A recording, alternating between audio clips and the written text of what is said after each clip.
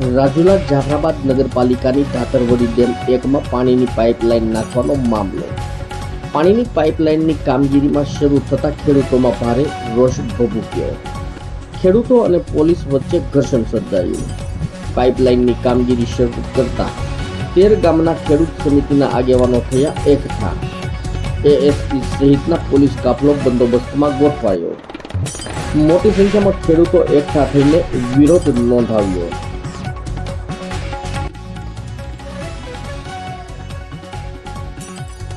દિલીપભાઈ, જે પાઇપલાઇનની જે કામગીરી છે શરૂ કરવામાં આવી છે, આજે તમે બધા ભેગા થયા હતા, શું કહેશો? અમે ધાતરવડી એક ડેમમાં જે પાઇપલાઇન નખાય છે એમના સદંતર વિરોધ કરીએ છીએ. અને આજે અમે આ વાડીએ બધા ખેડૂતોને, બધા ગામના આગેવાનોને 5-5ને બોલાવેલા અને પોલીસવાળાએ અમારી ઉપર જોર હુકમ, અમારા સંવિધાનનો ભંગ થાય એવું કાર્યવાહી કરેલ, એનો અમે સખત શબ્દોમાં નિંદા કરીએ છીએ. અને અમારા હક અને અધિકારની લડાઈમાં આવતીકાલે 13 ગામમાંથી સ્વયંભૂ બધા માણસો નીકળી અને રોડ ઉપર આવશે અને જે કાંઈ થાય એની જવાબદારી તંત્રની રહે.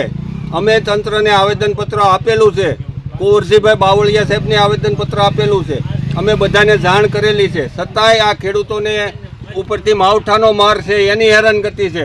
બીજા નંબરમાં અમારું પાણી ધાતરવડી ડેમનું ડેમ બસાવવો છે અમારે, પણ બસાવવા દેતા નથી. આ લોકો લૂંટફાટ કરીને અમારું પાણી લઈ જવા માંગે છે. હાલમાં 2 પાઇપલાઇન ચાલુ છે, 2 પાઇપલાઇન ચાલુ છે. સરકારમાંથી ગ્રાન્ટ આવે અને આ બધા ભાગ બટાઈ કરી અને ગ્રાન્ટ કેવી રીતે ખાતામાં ખિસ્સામાં આવી જાય એના માટેના પ્રયત્નો છે. બાકી રાજુલાનું પાણી ક્યારેય બંધ નથી.